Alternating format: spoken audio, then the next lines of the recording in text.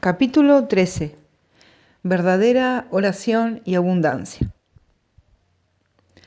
Arten y Pursa me habían prometido que me hablarían de la verdadera oración y del modo de obtener guía para actuar en mi vida cotidiana. Pensé que este podría ser el tema de nuestra siguiente conversación, porque recientemente había sentido el deseo de dedicar tiempo a estudiar y aplicar uno de los folletos relacionados con el curso, la canción de oración, que también trataba de estos temas.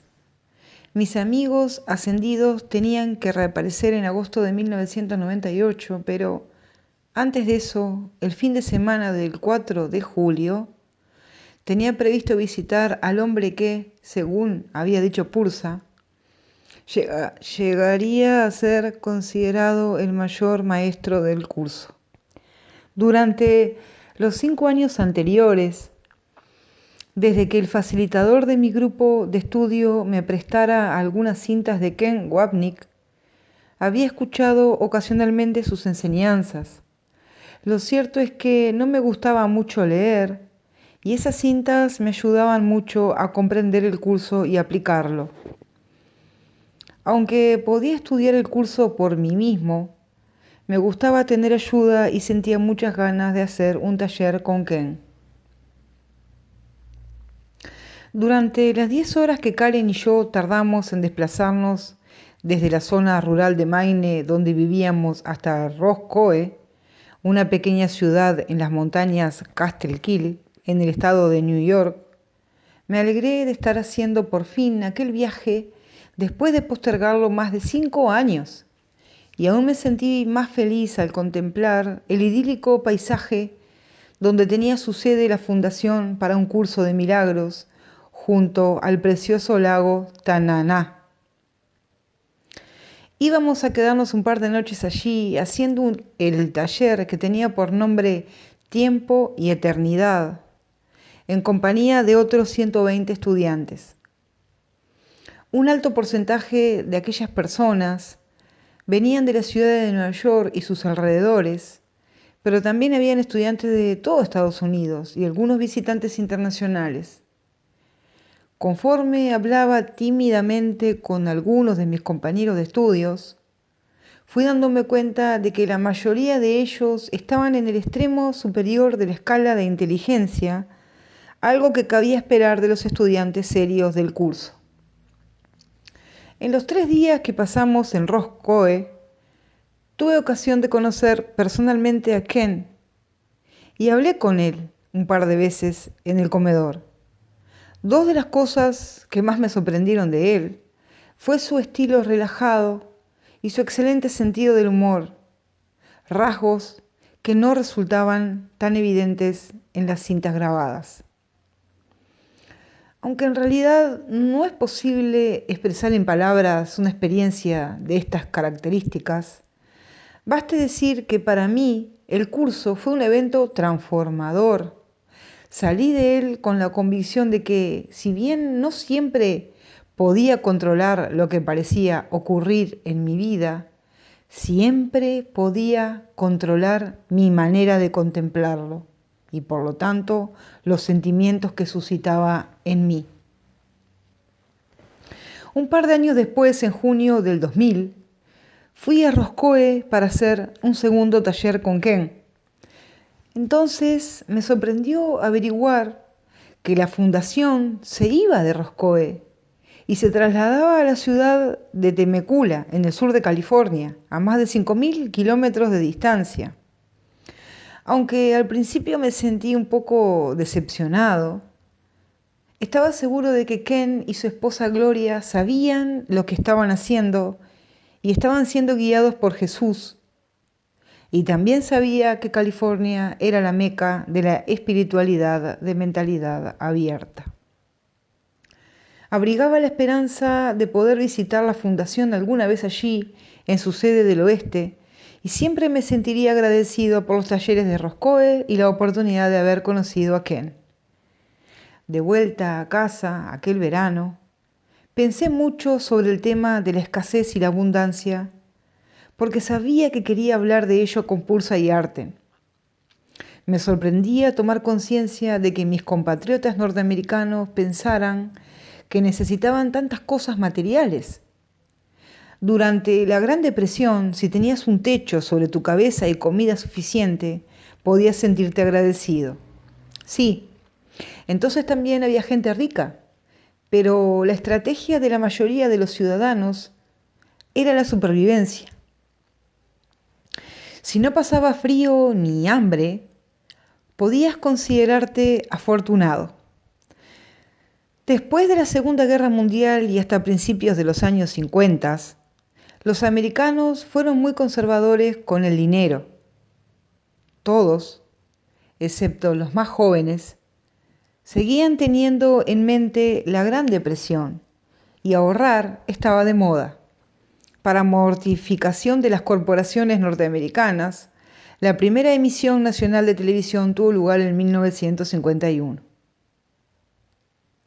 Por primera vez, toda la nación pudo ver anuncios de televisión en los que se les mostraban todas las cosas que no poseían y todas las razones por las que les convendría adquirirlas. La gente no tenía ni idea de lo vulnerable que era a la sugestión y a la avaricia. A mediados de los 50, los negocios ya iban viento en popa. Ahora lo más americano era gastar en lugar de ahorrar. La gente compraba cosas de las que antes hubieran prescindido sin llegar a echarlas de menos. Desde que empezaron a ver la televisión, la idea de estar a la altura de sus vecinos empezó a echar raíces. La locomotora capitalista se puso en marcha y Wall Street con ella. Tal vez eso no fuera malo en el mundo material, pero ¿qué estaba suponiendo para las mentes de la gente? Hacía que se centrasen cada vez más en lo físico, lo cual estaba perfectamente alineado con el guión oculto del ego que trataba de alejar a la gente de la disciplina mental. Otro punto de interés era que si la gente no veía algo por la televisión, entonces no importaba. El 11 de septiembre de 1973 ocurrió un hecho que no pareció tener mucha relevancia. El presidente democráticamente elegido de Chile fue asesinado por sicarios contratados por Estados Unidos. Las torturas y asesinatos padecidos por tantos chilenos fueron una vergüenza para el mundo, pero no para la mayoría de los norteamericanos, cuyas televisiones no contaron la historia con precisión. En la década de los 90, la mayoría de los norteamericanos no sabían que su país, aunque lo hubiera deseado, no podía ser miembro de la Unión Europea. Según la ley europea, el hecho de que aquí se permitiera la pena de muerte hacía que nuestra nación fuera demasiado bárbara para cumplir los requisitos exigidos a los socios. En cualquier caso, todo esto era parte de un guión preconcebido y yo solo tenía dos lentes para verlo. El perdón no siempre llegaba a mí con rapidez, pero siempre acababa llegando. Una tarde lluviosa de agosto de 1998, me encontraba en casa cuando Arten y Pulsa se presentaron en su visita número 13. Pulsa, sonriendo, abrió el debate. Pulsa: hola, Gary. Es un gusto verte, como siempre. Nos alegra que hayas ido a ver a Ken. Evidentemente, podrías aprender de él sin tener que ir a verle, pero es divertido que hayas ido. Gary: puedes estar segura, y también fue muy agradable conocerle personalmente. Me sorprendió lo divertido que es para ser un erudito intelectual. Pulsa: una de las mejores herramientas del Espíritu Santo es la risa, hermano mío. Si te tomas el mundo demasiado en serio, este te tomará a ti también. Gary: sí, ojalá que me acordara de reírme un poco más a menudo. Aún retraso el perdón algunas veces. Estoy seguro de que sabéis de qué quiero hablar hoy. Me gustaría mejorar mi capacidad de recibir guía y aprecio mucho de que me consintáis mis actuales intereses. Pulsa: todo es parte del plan. Vamos a hablar de una guía que no es de este mundo. Hoy no nos quedaremos mucho tiempo, de modo que vayamos al grano. ¿Has leído el folleto El canto de oración, no es así? Gary, claro, es una de mis lecturas favoritas. Pursa. Entonces hablemos de qué es la verdadera oración y de cómo puedes obtener beneficios secundarios de ella cuando no tratas de conseguirlos. Gary, ¿puedo plantearte una pregunta rápida? Arten, solo venimos a servir. Gary, bien, he estado pensando en la devoción de los verdaderos mensajeros espirituales, desde San Francisco de Asís hasta la Madre Teresa, y hace que me pregunte si verdaderamente merezco ser un mensajero de Dios. A veces no soy muy devoto, ¿sabes? Arten, esto es algo que has de recordar siempre. La prueba de tu devoción es tu perdón. Ahora estás muy acostumbrado a perdonar y olvidas que antes no era algo natural para ti. Cada vez que perdonas, piensa en ello como si fuera un regalo que te haces a ti mismo y a Dios. Te irá bien. Gary, gracias, lo intentaré, pero también siento que no tengo el impulso necesario para escribir nuestro libro o para ir por ahí intentando ser un portavoz del curso. No tengo buena voz. Arten, no tienes que hacer eso si no lo deseas, pero si eliges hacerlo, recuerda esto. Moisés no tenía buena voz. Hitler sí. Lo importante es el mensaje, no la forma que tome. Si lo intentas, podría llevarte una sorpresa. Simplemente recuerda que te estás hablando a ti mismo. No hay nadie allí fuera. Y puedes recordar este hecho en cualquier momento que lo desees. Y en cuanto al impulso, tanto si se trata del impulso de hacer el amor como del impulso de trabajar, la gente lo tiene porque temen la muerte. Tienen un plazo dado, por así decirlo. En el caso de un Aragán como tú, el miedo a la muerte adopta otras formas. Cuando surja, recuerda lo erróneo que es tu miedo a la muerte y tu miedo a Dios. Gary. En realidad, siento ese miedo respecto a no poder vivir en Hawái. Creo que lo he deseado más de lo que creía. Arten, en primer lugar, no deberías sentirte culpable por desear vivir allí. ¿Por qué no ibas a hacerlo? Todo el mundo tiene que vivir en alguna parte. Es una simple preferencia. ¿Por qué darle tanta importancia? Las ballenas son lo suficientemente inteligentes para ir allí en invierno. ¿Por qué no debería hacerlo un Piscis tan buen muchacho como tú? Gary, aún no tengo los medios para quedarme allí una larga temporada. Arten, eso es porque has estado ensillando antes de tener las bestias. Por suerte para ti, hoy vamos a hablar de cómo tener el caballo antes de las sillas. Pursa. Una de las cosas que tienes que entender es que eres inocente, independientemente de lo que parezca ocurrir en tu vida. Algunas personas se sienten culpables por ser pobres y otras se sienten culpables por ser ricas.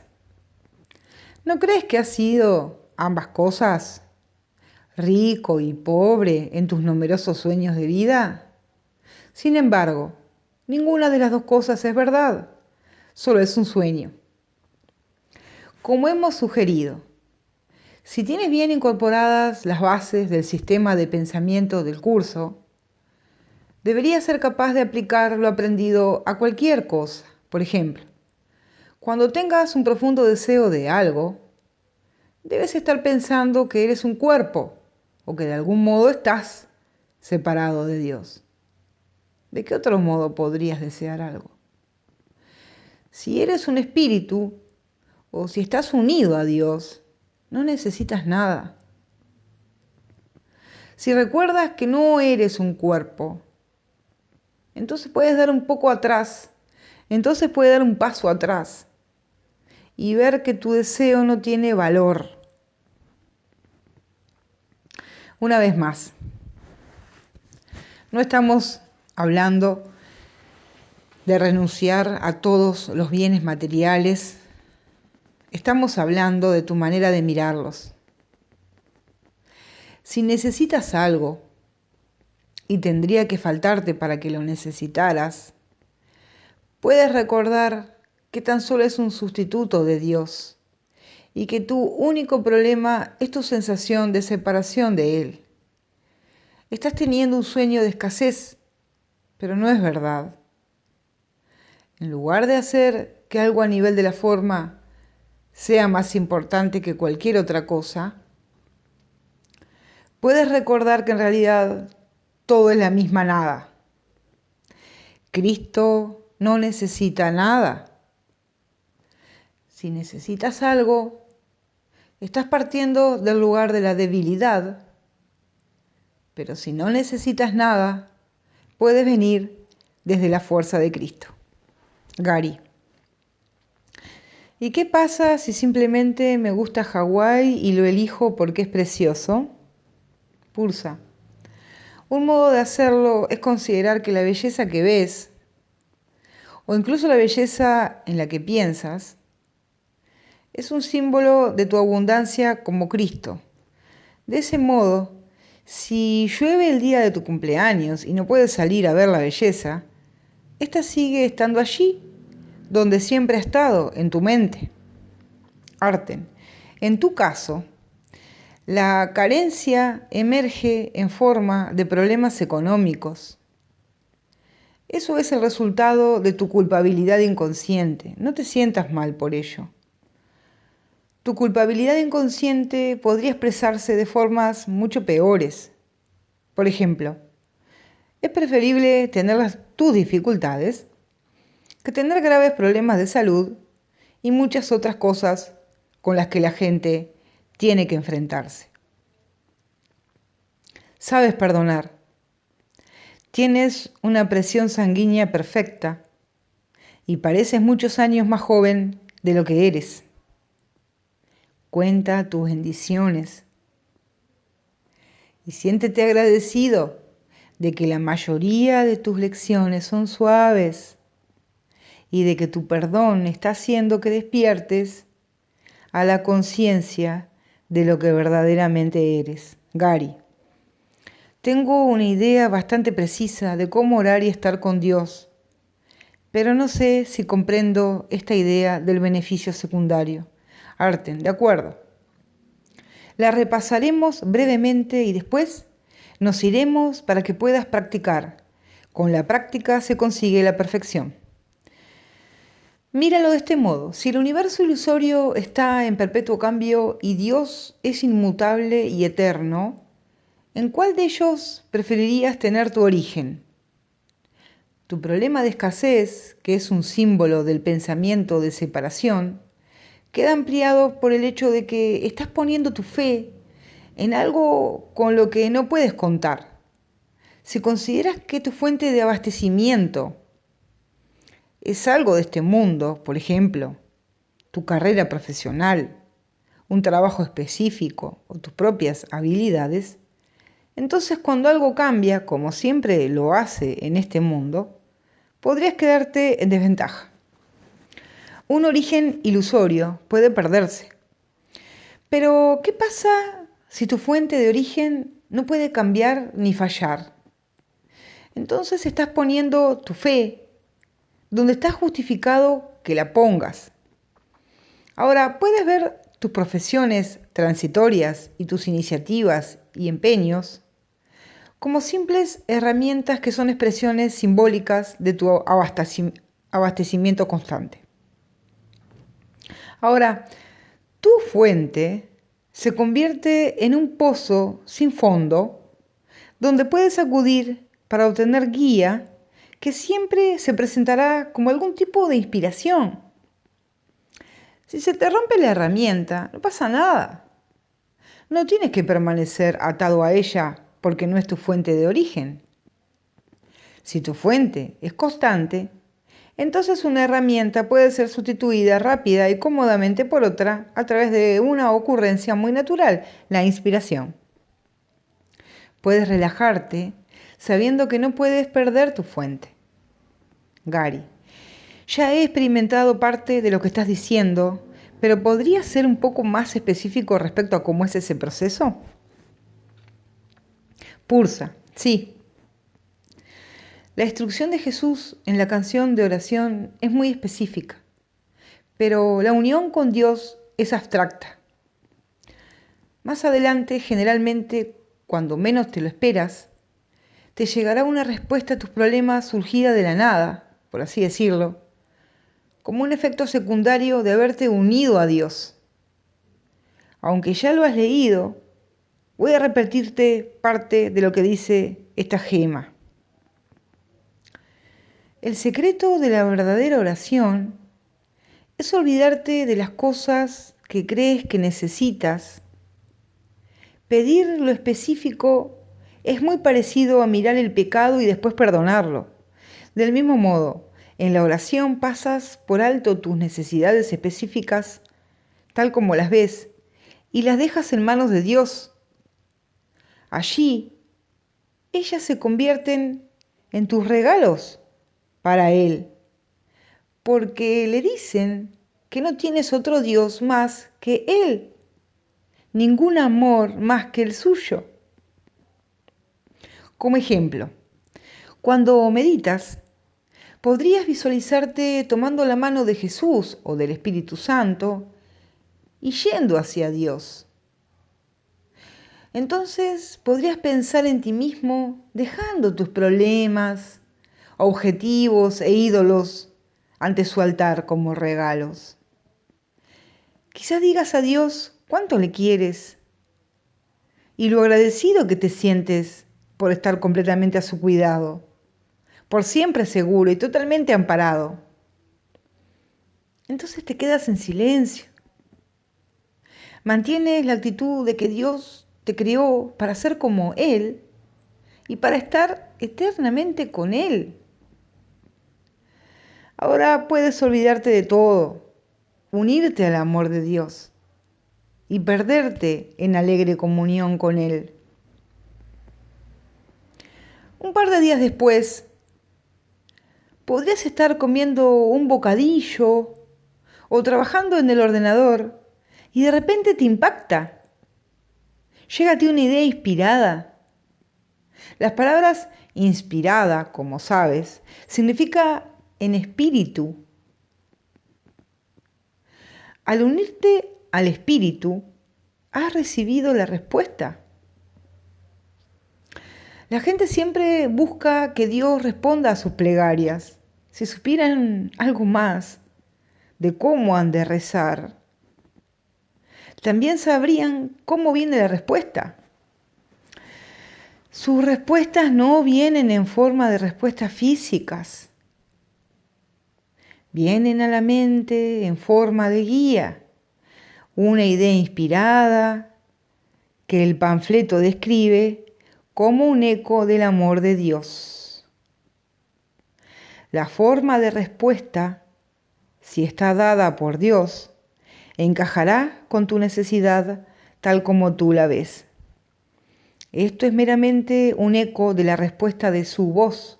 El verdadero sonido siempre es una canción de acción de gracias y de amor. Esa es la clave. Unirse a Dios en amor y gratitud. Te olvidas de todo lo demás y te pierdes en su amor. Eso es lo que significa llenarse del Espíritu. Ese es el canto de oración. El eco es un beneficio añadido, pero no el propósito de la oración. Simplemente es algo que ocurre de manera natural cuando te unes a Dios y le amas. No puedes entonces pedir el eco. La canción es el regalo. Junto con ella vienen los sobretonos, las armonías, los ecos, pero todos estos son secundarios.